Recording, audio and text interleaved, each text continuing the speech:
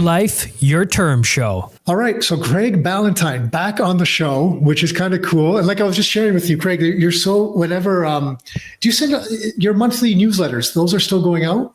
My print newsletters are not. I just needed a bit more time. I know. I needed a bit more time once the kids came around. And so now it's, heavy on the social media, heavy on the email marketing. And, we run a lot of Facebook ads and stuff like that. So that's our business. And it's pretty simple business, but I did take the print newsletter off the game plan for right now. Yeah, well, look, Dan Kennedy. And then I wrote another book as well. Okay, we'll let you off with the book. Yeah, we'll let you off with the book. But I'm writing a fax immediately after this to Dan Kennedy saying, "Hey, Dan, I just want to tell you about Craig and what he's up to." Because he's because I gotta be honest. It's so interesting. His principles, man, they ring true in my ear, like his marketing principles all the time. And I quote that guy all the time. Yeah, that newsletter made it on my desk, like.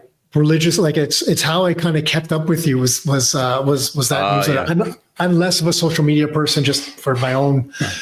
A lot of people like the print newsletter because you can take it anywhere and you can read in the dentist's office if you want or whatever. Yeah. You can read it pretty much anywhere but driving. And so, people like that.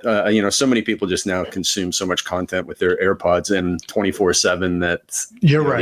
The audio is the place to be. Like, for example, I'll give some quick book stats. Like, for all of our books, we sell twice as many audiobooks as we do the physical or Kindle version. And really? The people that consume, a lot of it is also because the price is generally lower on the audiobook. It's either lower or you get it through Audible or whatever like that.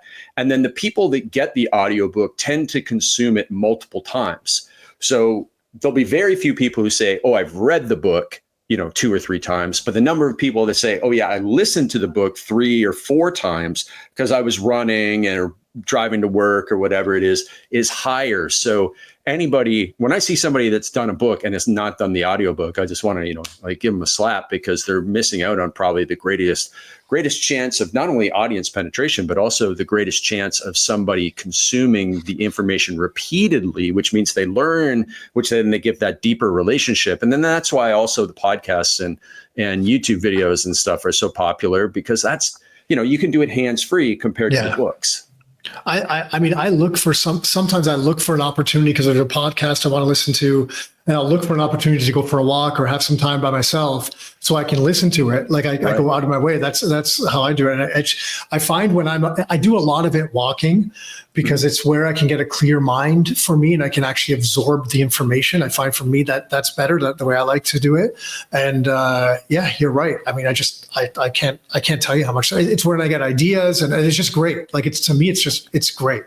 And having the voice, the voice of somebody inside of your head is a much stronger way to connect with somebody. Like if I'm just reading your book, I can connect with you. But if I'm listening to Nick and Tom talk to me, now I get the tonality. Now when I actually speak to them in person, it's like I've had a conversation with you before. Mm-hmm. And so that stuff is so powerful, which is, why I really love how the volume of content that you guys put out. And, before we got on this call, we were talking about how powerful your event is. And even though it's, events aren't going to make anybody $1 million in this day and age because they've been commoditized, but it is so powerful for that long-term relationship that, I have people still paying me 5 figures a year that came to an event with me in 2007. Right. And so that is a long-term relationship built by being in person, breaking bread with somebody, sitting down, connecting with them in a way that so many other materials are not going to connect with somebody. Yeah, it changes it for sure. And then also, you have to be offering value, of course, to, that's sometimes people lose that. Obviously you do, and you've been around doing it for a long time.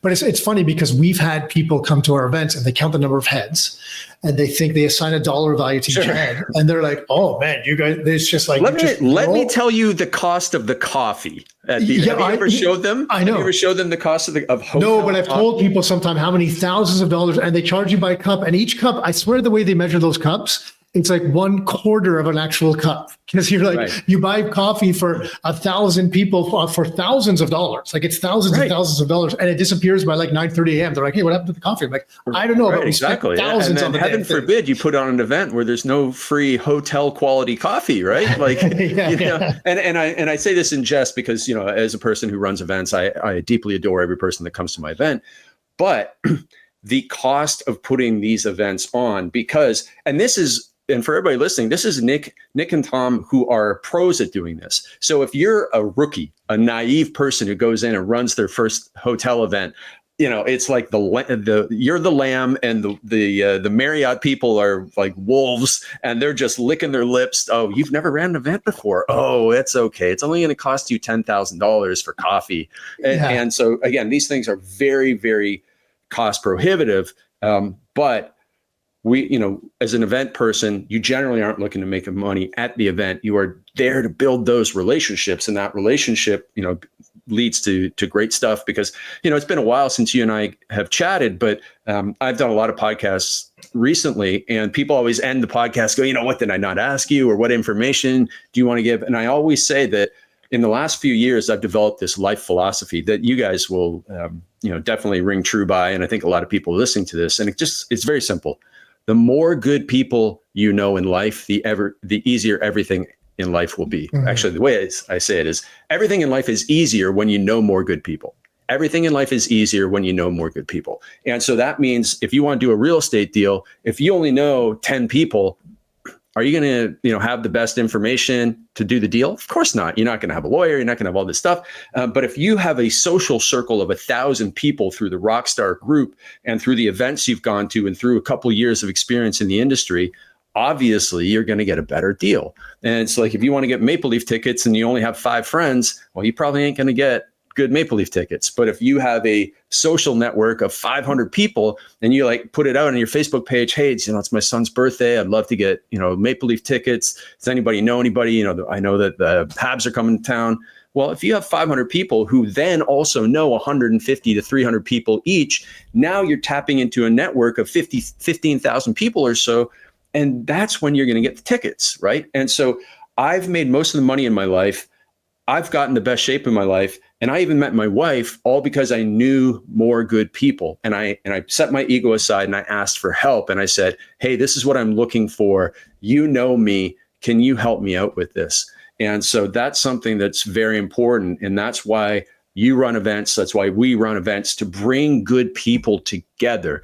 Because if you are out there, and we use the phrase a lonely entrepreneur island because we coach entrepreneurs, but for you would say, if you're out there on lonely real estate investor island, and I know what that's like, right? Like you come to our events and you get all jazzed up, and then you go home, and everybody in your social circle, whether you work at a factory, whether you work at a bank, whether you work by yourself, everybody else is like, hey man, let's go on the weekend. Let's go play golf, or let's go drinking or whatever. And you're like, but I got to go and look at this property. Oh, go look at another property, and they drag you down when you're on lonely real estate investor island. And so that's why you have to stay plugged into the tribe, because if you don't, it can demoralize you. And even me, an entrepreneur who's been running a business for 25 plus years, I spent a lot of time by myself, just with my family and my wife and my kids. And even if I don't get connected with another entrepreneur, even for an hour and a half workout or a walk or a coffee every week or so, or get on a Zoom with somebody, even I can get a little bit demoralized because, you can't, who am I going to complain to? I'm going to complain to my employees and about my team members and my customers to my wife. Like, no, we got 3 kids to take care of. And so we just don't have, she doesn't have the bandwidth for it. So I don't have anybody to vent to if I don't get connected. So that's why you have to have lots of good people in your life and stay connected with them. Craig, yes, everything you said is just bang on 1,000,000%.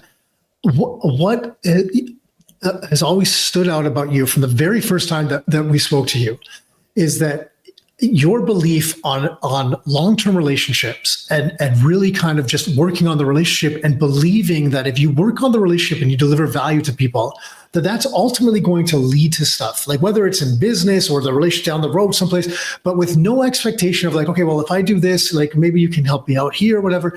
Just no expectation. You've always kind of, at least from the outside looking in, you've always lived by that principle from the first time that we crossed paths. And it was very noticeable because I feel like there's a lot of people that just don't operate that way. They're looking at the short term of like, okay, well, if I do this, I wonder what the immediate reward's going to be from me. I'm really curious, where did that come to from you? Because I just find it more rare than I feel like maybe it needs to be. Like, is that something you learned somewhere? Is that just something you believed, a book? Like, where did that come from? It's a great question, and I appreciate that. And there's a lot of factors in it. So first of all, there is a immediate reward to me. I selfishly do this because when I connect you with, if you've had a couple of my friends and recommendations on your show, my friend Nolan, who's out in Calgary, who's a big YouTube expert for real estate agents, he's an awesome guy. Like, I get so excited when I know a guy who should know this other guy, and this other guy should know this other guy or gal. There are lots of introductions to females as well.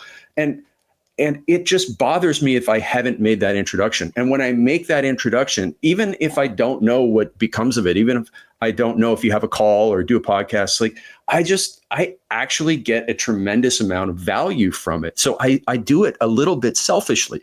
Now, I also do it because I know that this is a way that I, as somebody with introverted tendencies, can grow my network of good people.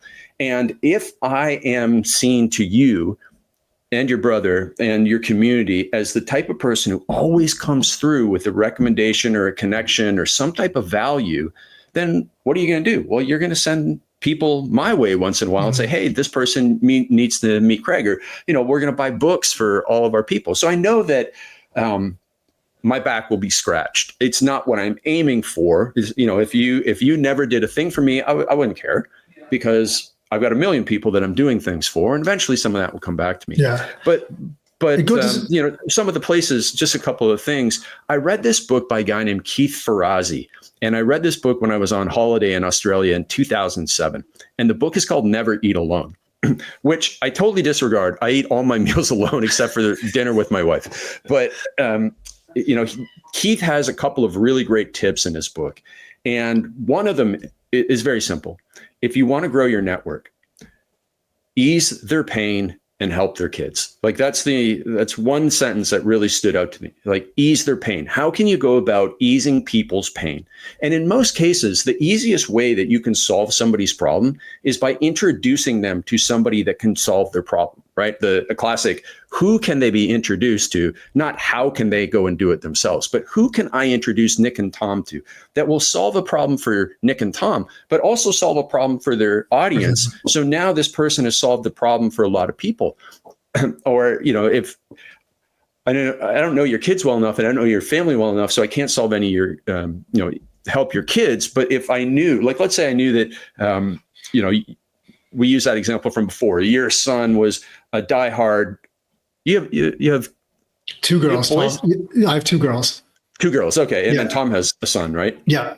Okay. So let's say Tom's son or your girls were like raving Boston Bruins fans for some reason, right? Oh my God. What a bad example. But yeah. Okay. I know. Exactly. Well, like parents always rebel against kids always rebel against their parents. And like, I'm going to be a Bruins fan. So, and then like the Bruins are coming to town. Like, I know a guy and he's got, or maybe you're going to visit Boston and like, I know a guy who has season tickets in Boston. Well, hey, he's going to give the tickets to you. And like, I'm just going to show up and give them to you. Like, and it's going to make your kid's day. Right. And so I would just do that because now that I have kids, whenever someone does something nice for my kids, like it's the greatest thing that anybody can really do. And so just by thinking about that, every time I meet somebody, my brain just naturally goes to, how can I help them by introducing them to somebody? Because, and maybe it's just that it makes me feel good about myself, and I have some self-image issues or something. But I just really get a kick out of it, and I feel good when I do it. Yeah. It's true. And I think part of that maybe is with age. I don't know, because I don't know if I thought the same way when I was younger or not. I think I was more interested in I felt like I needed more instant results or instant benefit from certain things. And then as maybe time progressed, I either matured and learned more, or maybe I became more comfortable in maybe like maybe I became more comfortable financially, so I didn't feel like I was chasing money that much. Like, I don't know where. Well, then ironically, you do it out of giving, and you get 10 times more back, when you don't need it. It's like the celebrities who go to the Oscars and get free goodie bags. Like, they don't need free goodie bags, but they're getting it. And so when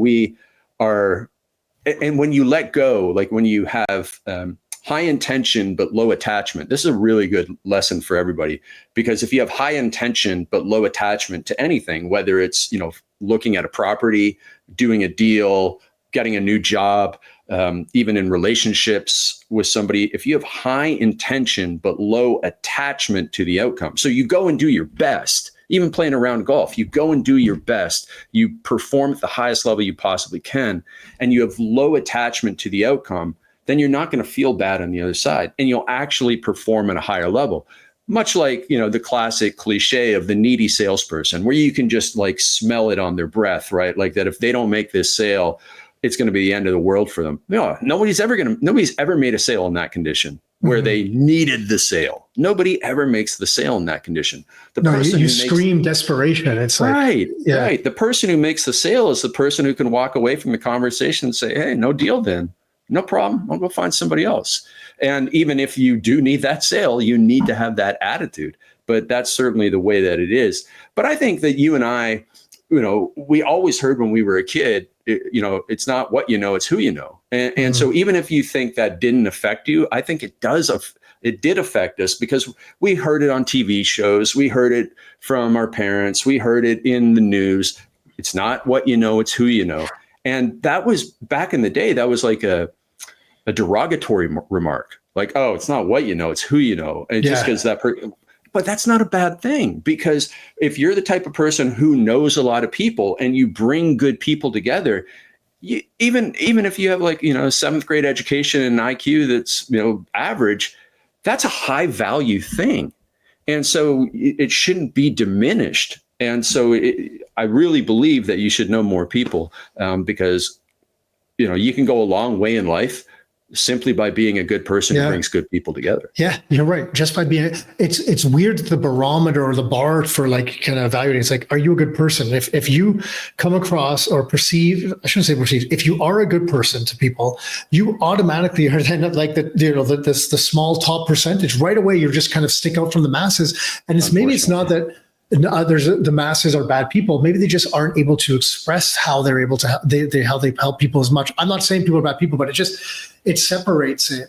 But I'm just curious. So recently I made a bad introduction. Okay. And I made a bad introduction to a new person came into my world, and I should have recognized that he was a needy, in it for himself person. And so he was going to Dubai. And even though I've only been to Dubai once, like 19 years ago, I have a very large network of people in Dubai, because I know a lot of people that have moved there. And also a lot of people in the real estate space in Dubai really liked my perfect day formula. So I did a podcast tour there, virtually. And so I have a large network of people in Dubai. And so this guy that came into my world went to Dubai, and I made the mistake. I should have vetted him out longer. I should have given him a few more tests, and I wasted people's time. Because I followed up with the people and was, hey, how'd the thing go with this guy? And like, he was okay, but he's not really my type. They were very polite about it, but I was like, oh man, I can't ever do that again, because, it's not like, the guy didn't stink. He didn't steal. He did leave the stench of being like all in it for himself. And so I'm now very careful about making the introductions of new people, because I don't want to burn those bridges. Fortunately, everybody forgave me, because I had my Goodwill bank account was so well built up with them. But you do have to be careful about it, because when you are a good person, you are a little naive about everybody else being, generally a good person that you meet in business environments and at the real estate events and stuff like that. But, you and I have gone to big internet marketing conferences and stuff. And I mean, there's a lot of people that, again, I always have a little bit of naive expectation and I have high hopes for people that, yeah, you're going to be a normal person. You're not going to screw this up. And, if I introduce you to somebody, my friend will appreciate it. But, I learned my lesson, most of my lessons the hard way at the internet marketing world, that those people are, not who they say they are in most cases. Yeah. It's unfortunate. It's funny. It's almost everyone that the bigger game they talk, the more it's not actually true. Like it's, I always laugh. It's like the quiet person in the corner. I'm like, who's that person? It's like, generally, not all the time, but often you're like, oh, what's that person? Because they have nothing to prove. You know what I mean? They're comfortable themselves and they have nothing to prove. It's a weird dynamic that you I think you have to go through it, going through some of the people that are like, oh my God, like you buy into it a little bit and you're like, it wasn't, what behind the curtain, it's not really what it was. And then you kind of learn that lesson, Yeah. It's funny. I had a mastermind meeting down in Miami about a year ago, and one of my speakers was an internet guy, and he makes a couple $1 million on the internet, so he's no joke, but he's like, man, you can't be humble, because he makes most of his money through social media videos. And he was telling everybody in the room, like, don't be humble. Humble's a dirty word. And then the next day we had a speaker whose family is worth probably about $150 million. And he's from close to where Dan Kennedy is, so he's a Midwestern guy from Ohio. And he goes, you got to be the humblest person on your team. You got to be a servant leader. And it was just such a dichotomy between the internet guy who's like, humble is a bad word, and then the guy whose family owns part of a soccer team in England and banks all across the United States, and they're worth 9 figures, and him going, yeah, you have to be the humblest person and the hardest worker in your entire company. It's just so different. Different approaches. I'm going to listen to this guy. It works. Yeah. Hey everyone, before we dive back into the podcast, I've got a quick shout out about the Your Life, Your Terms report.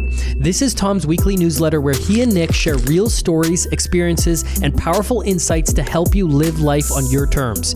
Each week, Tom breaks down the economy, real estate, macro trends, and Bitcoin, and gives you actionable steps to make these insights work for you. No fluff, no vague predictions, just a clear path to thriving no matter what's going on in the world.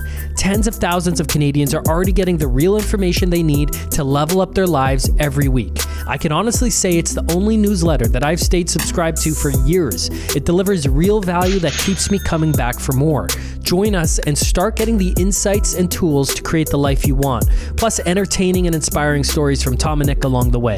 Sign up for free at rockstarinnercircle.com/get-started and start living life on your terms. That's rockstarinnercircle.com/get-started. Your first step to living life on your terms.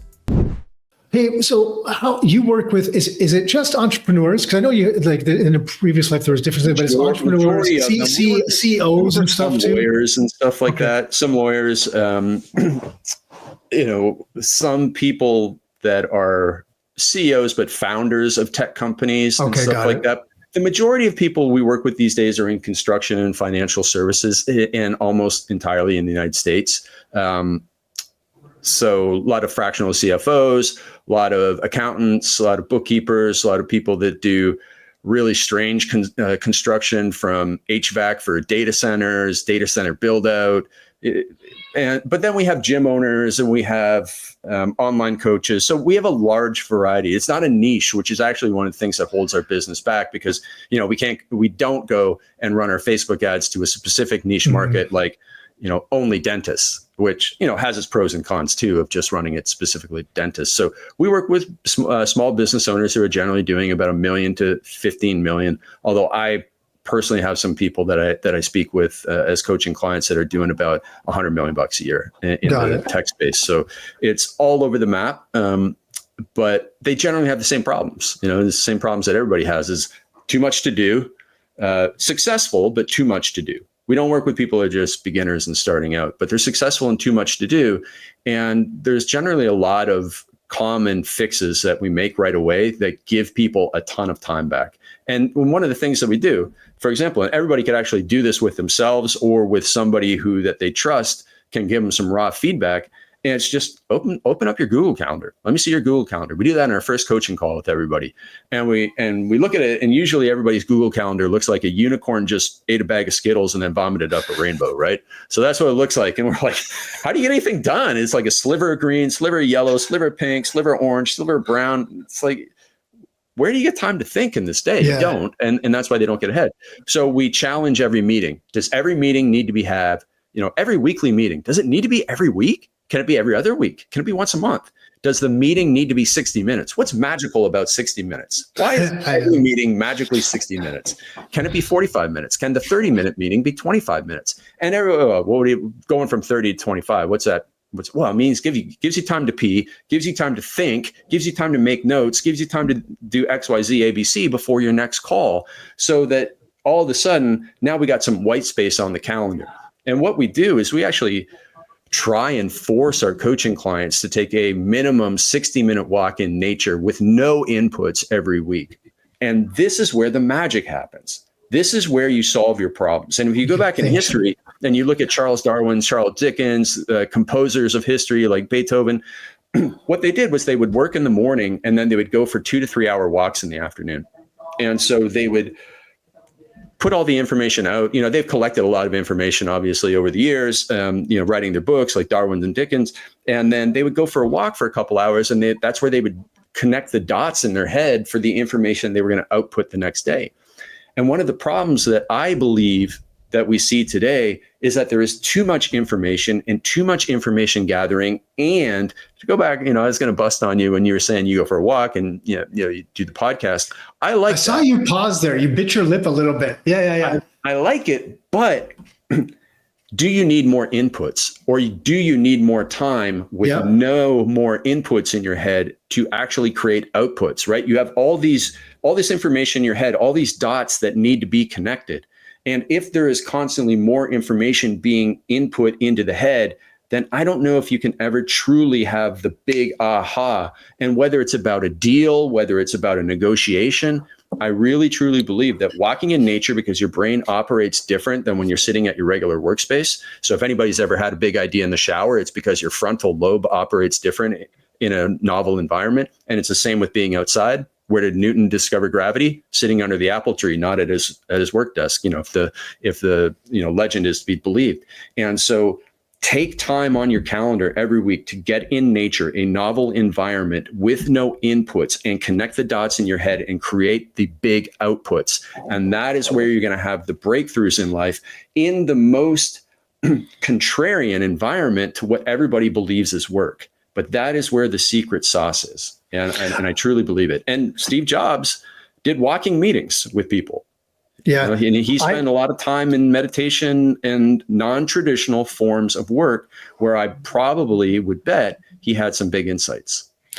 Yeah. Look, as much as I will listen to podcasts when I walk, I agree with you 1,000%. It's 100. Like I can't agree with you more, is the times that I give myself to just sit down. And it's almost difficult because of the society we live in, where it's like, it's like there's always things being thrown at you, or I'm guilty of this too, where it's, I feel like, well, it's between 9 and 5. Like, I can work any flipping hours, or I cannot work, but I'm a little bit guilty of like, well, if it's like 3 o'clock, should I be doing something? Into the 9 to 5 as kids, right? It's 9 to 5. And I use this in one of my other teachings, in that not only does everybody feel guilty not working 9 to 5, we also think that every day has to look the same. Mm. So people come to me and they say, hey, I want to work on this big project, whether it's writing a book or analyzing real estate deals first thing in the morning, because I believe in your idea that getting up and working on your hardest project first thing in the morning is the right way to do it. But that's also the only time of day that I have to exercise. So which one do I do? And the answer, it doesn't have to be one or the other. Like on Monday, it can be you go to the gym. On Tuesday, you do the deal analysis. On Wednesday, you go to the gym. On Thursday, you do the deal analysis. On Friday, you go to the gym. On Saturday, you do the deal analysis. And then on Tuesday, Thursday, and Saturday, you try and get some exercise at some point in the day, but your hard workouts are Monday, Wednesday, and Friday. It doesn't have to be one or the other. We can figure out and customize a schedule for somebody, but not every day has to look the same. But we just were brainwashed into that as kids. Mm-hmm. We saw our parents do it. We saw everybody on TV do it, and so on and so forth. And it is a really great example of how constant repetition can program somebody. And, so you need to not only okay, I'm going to go back and unprogram myself, but also watch how you're being programmed today. So I want to tell you a story that about a big breakthrough in my life, that I quit watching the news last year. I quit paying attention to the news. So I don't know anything that's going on. I've never been more uninformed about the news of our country, about the news globally. I still get some stuff because social media, some people talk about certain things. I still get some financial newsletters which talk about certain things, but I have never felt more free. I have never had more time to think about important things. I have never been more productive in my writing, except for early in my single years when I was, just a workaholic. But giving up the news in June of 2024, for a long time, I didn't really know that Joe Biden wasn't the president or whatever. I still don't know what happened, because everything I saw, I thought was like a joke. So I was like, he must still be the president or whatever, but I had no idea. And if it wasn't for my wife doing like a victory dance down the stairs on election morning, my whole goal was to see how long I could go before I found out who won the presidential election. But I just don't know anything. And the thing is I don't need to know anything, because if anything, as Tim Ferriss wrote in the 4-Hour Workweek, if anything happens that you need to know about, somebody will tell you. And that's absolutely true. Because all this tariff stuff, for me personally, there's been no personal impact on my life with tariffs. And if I was still, I used to be addicted to the news. I would, I'd read the Globe and Mail page. I'd read, 20 minutes on Twitter. So I'd waste 40 minutes of my day on news. And I would have known all these things about what Trump said and what Trump didn't say and this, that, and the other thing. And none of it would have impacted my life if I had known it. Mm-hmm. And so not knowing it, it still didn't impact my life. Now, I understand there are people in certain industries where, it would impact your business. Maybe you could have done something about it, but in most cases you really couldn't. He's going to do what he's going to do. And so you can have all this information about what's going on with that and what's going on halfway around the world and all this sort of stuff, but you can't do anything about it other than get angry. And that's what it was doing to me. And so I just said, I've had enough of this, and I quit it. And I would encourage people that if they are there's no way I can do that. My sister thinks I'm a lunatic, that I don't know what's going on in the world, but it doesn't matter, because again, I can't do anything about it. But I would urge people to put curbs on the amount of information that they consume. Mm-hmm. And also that if you do not like the people who are elected officials of your country or the country next door, just ignore that. It's not that hard. Because again, you can't control anything that these people do. And you make decisions out of anger, and and you end up punishing yourself. So we have a coaching client who doesn't like a certain individual who runs a certain country. And she started blaming a drop in her sales on tariffs, because she believed that she was selling from our country into America and she was getting tariff charges, and that's why her sales dropped. She shipped out of America. She didn't even she was so biased by her dislike that she didn't look at the facts, and the facts were her marketing just wasn't as good as it used to be. And so her sales dropped, and it had nothing to do with tariffs, but her anger was directed at something that didn't matter. And so I know this is a long rant, but really, really protect your mind. Your mind is like a garden, and you need to plant good things and water it with good things. And that's very, very, very important, because you can walk around, I see a lot of people, I'm doing this guy's podcast next week, and he's a Canadian guy, and he's, he's really into alternative stuff. And I get it. Right. But and like everything from like alternative political philosophies to alternative healing methods and stuff like that. And I see like a lot of these alternative healing method people so angry at the world that, I mean, like, I don't care how much infrared saunaing you do. You're so angry at the world that you're unhealthy. Like, just drop the anger and you wouldn't even have to do infrared sauna, right? Yeah. But it's unfortunate the amount of energy that people lose on things that are outside of their control. Yeah. I felt, I don't know when it happened to me. I was on Instagram for a while. And I took myself completely off, because I found like I would go on Instagram, and after 15 minutes of just mindlessly scrolling, I don't know, I was kind of like either a little bit stressed, like just had angst. I was either stressed or a little bit angry, getting off for no reason. I'm like, this is not healthy. And a number of years ago, I think it was even pre-COVID. That's how I divide my life now, pre-COVID and post-COVID. They're trying for timelines. But it was that long ago. And I just took myself out. I was like, no Facebook, no Instagram. I have a time limit set for Twitter, because I like to, that's where I go for some real estate stats on the market and stuff like that. So I have some lists that I look at for some of those people share good information. So, but then when my time limit comes up, I'm like, okay, I'm done with this for today. But what I found is taking myself off that, which at the time I was like, people were like, oh, you're the old guy. You're not on that. I can't believe you're not on that. Everyone's like, oh, you're the old guy. Like, you don't know what's going on. And I'm like, no, I just find I'm just I'm just better. Like, I'm a better person when I'm not on that stuff. And that's what I found out early on. So I'm like, why am I going to go on it? Like, I'd be at home and I might go through it for 15 minutes and then I'm pissed off. Why am I pissed off for no reason? And then I'm like, I'm not as present with my family. I'm a little bit, even if I'm like not like mean towards them, I just kind of have this edge just in my head. I'm like, this is crazy. That's exactly what am I doing? Yeah. So here's the thing is, my friend Joe Polish had a great phrase: use social media, but don't let social media be used on you. Exactly. And so I only use social media as business media. That's the only reason that I use it. We don't post pictures. My wife and I made the decision after our first daughter was a year old that we're not going to post pictures of our kids on social media at all, because we see these, you see all these people posting like silly pictures of their kids on Instagram, like, in embarrassing situations. I'm like, what's your kid going to think of like in 20 years? They're 8? Yeah, like, would you like somebody doing that to you?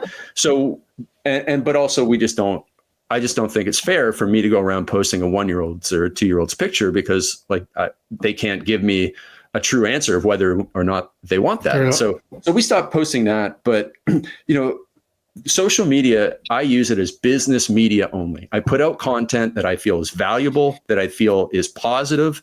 It's not, I know that if I would get more likes and views and shares if I was more polarizing, but I don't want to contribute to the polarization. But here's the thing with social media is that the stuff that gets elevated to your feed is the most polarizing. And the most polarizing content leaves you feeling either positive towards it or negative towards it. That's what polarizing is. You're on one side of the fence. And so even if you agree with the message, it's probably a message that is said in a mean, snarky way that makes us, because humans are wired in a weird way, we want to feel better than other people. So we like read that and we go, yeah, I'm better than other people. And even though we agree with it and doesn't make us angry, it feeds the wrong part of us, or the wrong part of our soul, And so that, even if you're just scrolling on there, you have to be very mindful and you have to curate it. So you either curate it the way you do, which is, I got a time limit, I'm going on here, I'm going to the specific people. The way these things are designed is that they're designed to be addictive. So they pop up other popular stuff, again, the polarizing stuff, so that we get more engaged. And I remember when we only had 2 kids, at 6:30 at night, we'd put the kids to sleep and one kid would fall asleep on me and I would just pull out, this was right before I quit the news, I would pull out my phone and go through Twitter. And I remember like after about 15 minutes, I don't think I blinked. And so my eyes are like strained because I'm sitting there with a child, and I'm nap trapped under my child and I'm looking at this thing and I'm getting angry and my eyes are not blinking. And I'm in this daze from this phone and this phone is destroying me. Yeah. And so the unfortunate thing is, for the last 15 years or so, we have sent the smartest minds of our generation to Silicon Valley to make us addicted to our phones. That's what we did with people. And it's unfortunate we've ended up now in this prison of the iPhone prison. we have to play against those rules. We have to figure out ways that we can beat the phone. And so I curate everything. If I see anything that gives me a negative feeling, I block it. You can set up where I don't want to see content with these types of words. I set that up as much as possible. I unfollow or block anybody that gives me a bad vibe, because I do use it quite a bit for messaging people for the business stuff. Yeah. So I use Instagram specifically for that. I quit Twitter. I haven't logged into my Twitter since June of 2024.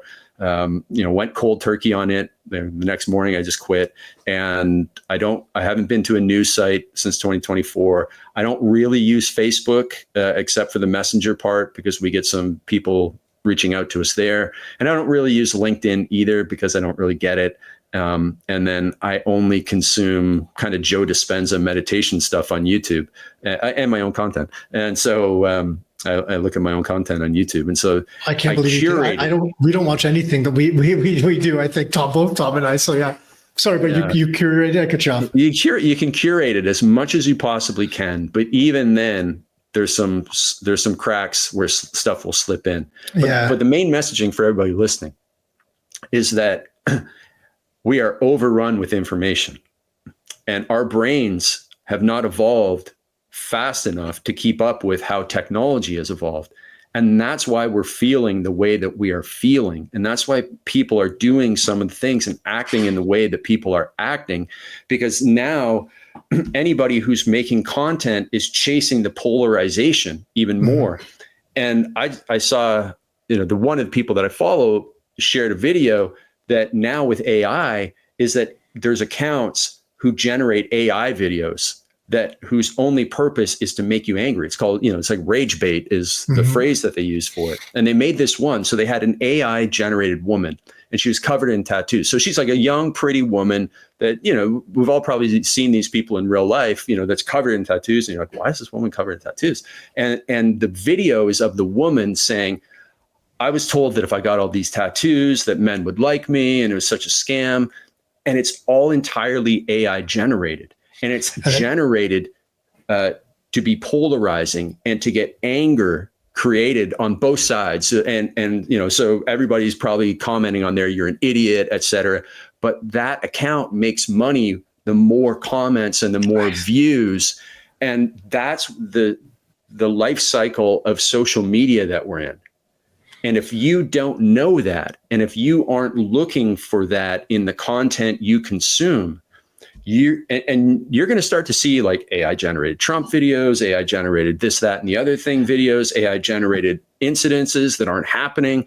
Like, we are really in a freaking weird space with what AI is going to do in so many ways, right? From taking jobs, replacing jobs, enhancing other jobs, but then completely messing with our minds, but more importantly, messing with our children's minds.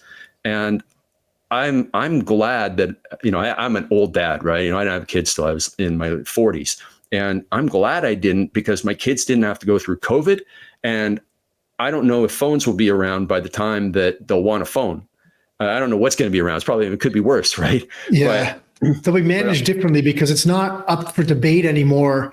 Like how, before people were like, well, there was no talk about the unhealthy part of the phone and the addiction to technology. That wasn't even a thing. Whereas now it's a little bit more prevalent. It's out there, so people are aware of it. I mean, they could have been aware of it before. They should have been. It was pretty obvious. But I think, because I'm seeing it with my kids now, even my daughter, who's now finishing grade 9, she understands. She uses her phone more than I'd like her to, but she understands it more, and she kind of gets it. So I'm just like, hey, like for my kids, it's very simple things, just like all the notifications. Like, you don't need your phone beeping every 30 seconds. Like, who cares? Because, the kids use Snapchat for everything. Like, they don't text message or call each other. It is Snapchat for everything. Wow. And I'm like, so if someone said, if you get 20 messages because you're part of these things, who cares? When you go check your messages, it's little things like that. Not that we're perfect as parents and it's a battle with your kids at that age and stuff, but I'm like, it's just I just want some simple wins, because I don't want, like, you hear a beep and you're like, oh my God, I got to run. I heard a beep. What's going on with my phone? I'm like, who cares? Just leave it and go back 20 minutes later. And if you have 10 messages, well, then great. You have 10 messages, you deal with them at that time. Right. And you can deal with them more efficiently. Craig Ballantyne said, you deal with 10 messages more efficiently than one message 10 different times. 100%. Yes. I'm sure that my advice will carry a lot of weight with your 13-year-old daughter. You'd be surprised what I've put in front of my 13-year-old daughter to listen to and read. Good, man. There was a Shopify memo that went out from Toby. I don't know how to say him. I think it's Toby Lutke. Is that how you say it's the CEO I don't of Shopify? know his last name, no. Okay, so he's put out about the impact of AI, and basically it was saying, so along the lines where you're talking about, he's like, look, if you're requesting head count in your division, you have to now submit a case of why AI can't do that job. Everyone should be practicing and learning AI every week. All employees should on their performance reviews now. It's how well you use AI in the company. That's one of the metrics they're using. So I give it to both my kids, and I'm like, look, you must. It was only 2 pages. I'm like, you must read this, and I don't care if you do anything with it. I just want you to understand what's going on. So my 14-year-old, 11-year-old daughters were reading a memo sent out by the Shopify CEO. So I don't know if that's good or bad, but I'm trying to help them. I swear, that's what I'm trying to do. My sister's stepson just finished his first year of business at Mac. I went to Mac, he's at Mac, and so I mean, is business at university, is that not just completely irrelevant? Like a university education, all those jobs are not going to be available in 3 years. So I don't even know what the point of him going to school is right now, because if he's not learning AI, if he is not becoming amazing at prompts, using all the things that AI can do, I just don't understand what is possibly going to be available for him in 3 years from now when he finishes with his Bachelor of Commerce degree or whatever it is. And my daughter's in grade 9. I see all the tools, and I'm a bit of old man not wanting to use AI, but it is unbelievable what you can do. Like, you can make a $500,000 commercial for $7,000 right now. Like, anybody who does media production, what are you going to be doing in 5 years from now, or in 2 years from now, even 2 years? 5 years from now, in 5 years from now, you and I will have robots in our house cleaning our houses. Like, so the robots are 5 years. I saw a video last year. I saw a video last night, and it was of the AI controlled drone. They did these little mini drone races. I didn't even know. I think they go up to 90 miles an hour, and they fly through these little square obstacles. It's like an obstacle course for these drones. And it's the first time with very limited sensors. It was like one sensor and one other thing on this drone. The AI beat some of the top human drone flyers. You see the speed these things are going. Like it's doing everything better and faster.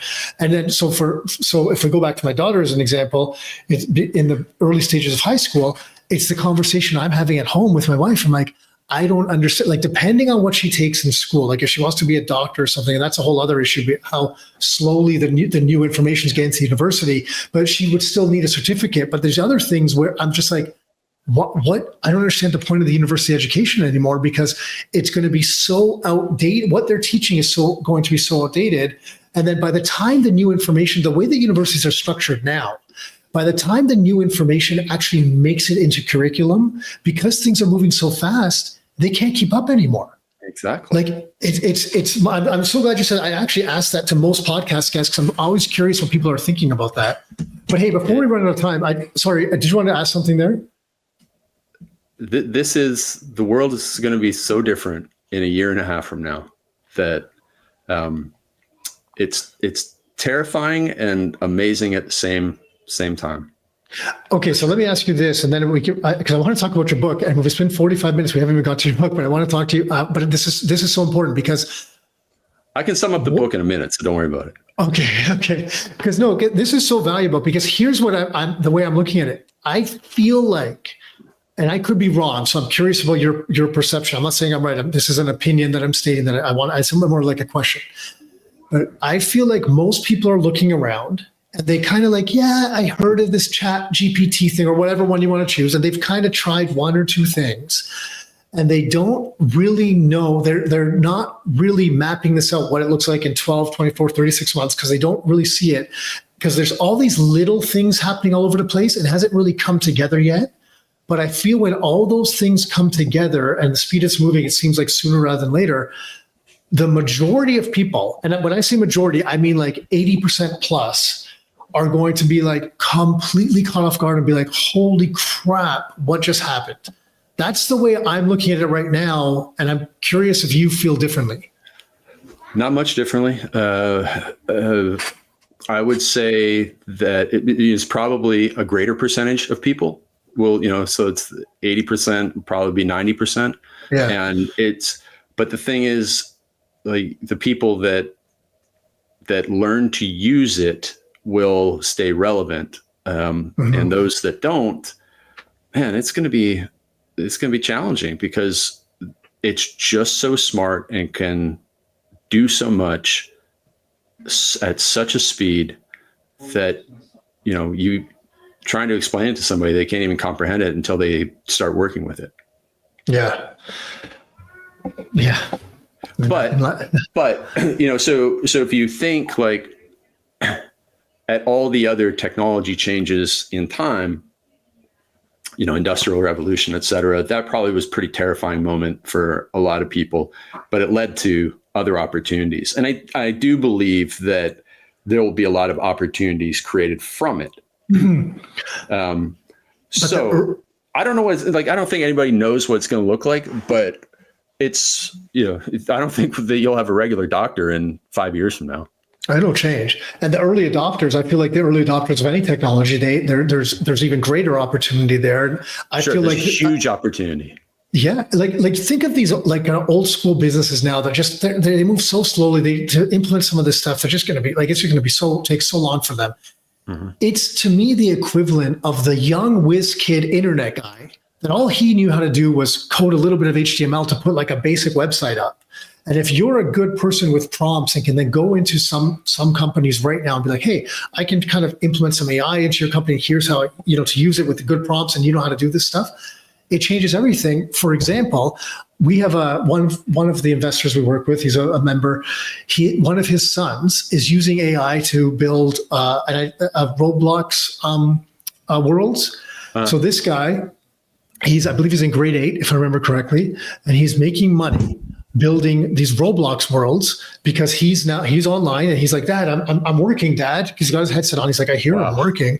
He's getting Bitcoin sent to him for payment, and he's building these worlds for people that don't know how to implement it. And like, this kid is in grade 8. Like, this is now there's opportunity here for people. So, I mean, it's going to displace a lot of people too. And it's going to create some problems. I get it. Like you said, but things evolve. And once the adoption then happens, humans are very resilient and they can adjust things too. And maybe it takes longer or it's different than we've experienced, but yeah, I don't think it's all doom and gloom. I just think it's an opportunity for people to have to kind of level up, like the world's changing. It is doom for the status quo. Like, yes, the world that we operate in right now, obviously it changed a lot in the last 5 years. It's going to have a massive shift again. And again, a lot of people are going to be like deer in headlights when it happens. Mm-hmm. But you don't have to be, because, for $20 a month, you can get like the next level of ChatGPT, and you get stuck in there and figure things out really quickly.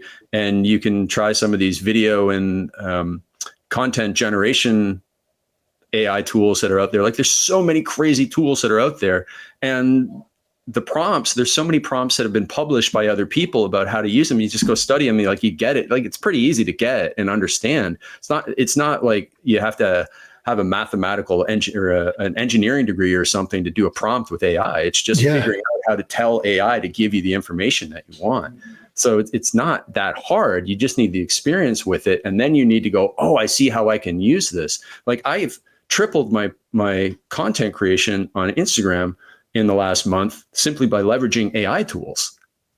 And so I can probably triple it again, which means if I'm putting out 10 pieces of content, I don't need all of them to be, if somebody's putting out one piece of content per day and they get like not very much information on it, they get discouraged. But if you 10x your content creation, you 10x your opportunity to get one of the 10 or one of the 30 over the next 3 days to have a really good reach on it and bring you customers. Yeah. And if you're just doing that with AI and it's not taking you any more time than it is to go and create the one piece of content you're creating right now, like, that's how you leverage it in your business. And the cool thing is, like, I'll often go on AI and I'll say, imagine you're Alex Hormozi, imagine you're Brendan Burchard, imagine you are Ed Milet. I have a lot of people who use ChatGPT as a therapist. So they say, hey, you are a cognitive behavioral therapist. You're an expert in this, this, and this. Here's my life story. Here's a situation where I went and did this. Here's how I felt. Explain to me using cognitive behavioral therapy why I felt like this in this situation and what I should do in this situation the next time this happens. And how do I, deal with my feelings of this situation? Like people, very, very smart millionaires that I coach use ChatGPT as a therapist that way. And the ways that you can use this, it's infinite knowledge at your fingertips, and you can use it in so many ways. I've had conversations with this one. These ones were with Grok because I enabled the voice mode. And I'm out for a walk. I'm like, and I get a thought in my head, right? So actually, this time wasn't listening to a podcast, was just walking. So you'd approve, except that I turn on the technology after. So then I get a thought, and I was trying to run some calculations in my head, and it was just around some Bitcoin stuff and long term versus real estate. I was just trying to figure out some numbers. So I just turned on voice mode, and I just have my AirPods in, and I'm talking to it, and it spits out the information, and then I ask another question. I'm conversing, trying to get deeper into this. It was like retirement, and based on this much inflation and this much return, if you have this much money, how does this impact? It was just back and forth about this thing that I have this full-on conversation back and forth that I was like, that was great. Like it was just, isn't that it was just mind blowing to me. Yeah. Like it was crazy. Yeah, so, it really is. It's really, it should be looked at as a really fantastic opportunity.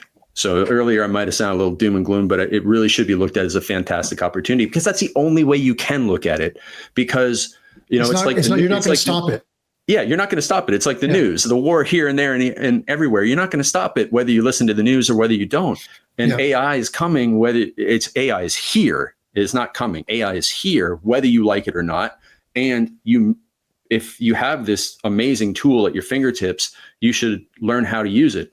And it's for any age. One of our coaching clients is this awesome guy. He's 77 years old. He's a retired high school teacher who runs a driving school in San Diego, California. And he uses AI to do his email marketing to his list. I mean, this guy's always learning. And that is the epitome of what everybody should be at every stage of their life, because the best is yet to come. That's the only way you can look at it. On that note about learning, the way you put out stuff, even this conversation, the way that you just explained, I feel some of the best people in my life that I've learned from or that I get value from take something that could be complex, or maybe I don't understand it, and they can just break it out into something very simple, easy, straightforward. And I feel that's something that you do very well in a lot of your stuff. I don't know, maybe if it's because you're so direct. I'm just I don't know if it's the way you communicate, man. Maybe that's what it is, but it just works. And now I'm plugging your book, because that's why I want to say, because on this book, you did the same thing, right? And it's just the same. It's just like, it's so, like you said, farm boy from Stratford. It's just very simple. It doesn't have to be complex, anything crazy. But I want you to kind of explain, because you took the approach. I don't know if it was a marketing approach or not, but I'm gonna put it this way: the dark side of discipline, because it was a catchy.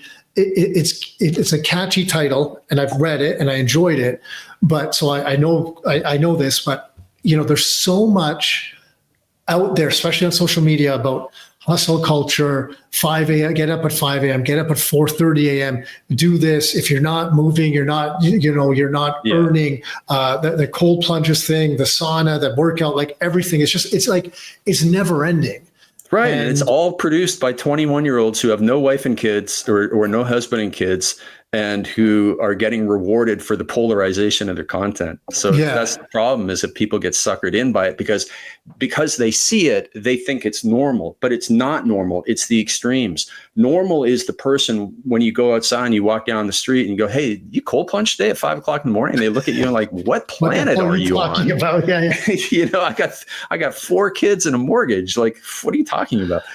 But seriously, to the simplicity is that I've always believed that life is simple. Even when I was a teenager, and I had my first job at a garden center in Stratford, and I would listen to people complain. And most of the times the workers were complaining about being overweight and stuff. And I was like, it's like really simple. Like you just got to exercise a little bit more and not eat the junk that you're eating. And I want to help solve people's problems by bringing them the simple solution. And so I do try to simplify things as much as possible and explain it in a way to people that they can go, oh, I get it. And so the dark side of discipline is essentially this.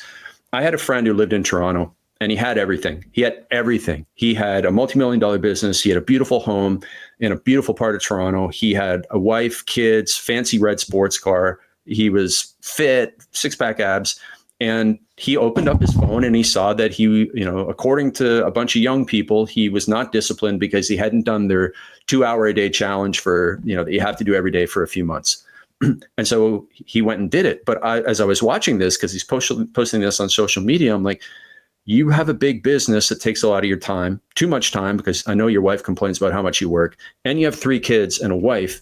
Where are you getting the 2 hours a day to do this challenge? It's not coming from your business, because I know how hard you work at that. Oh, I know where it's coming from. Yeah. And so not only did he do the thing once, he did it twice. He did the challenge twice.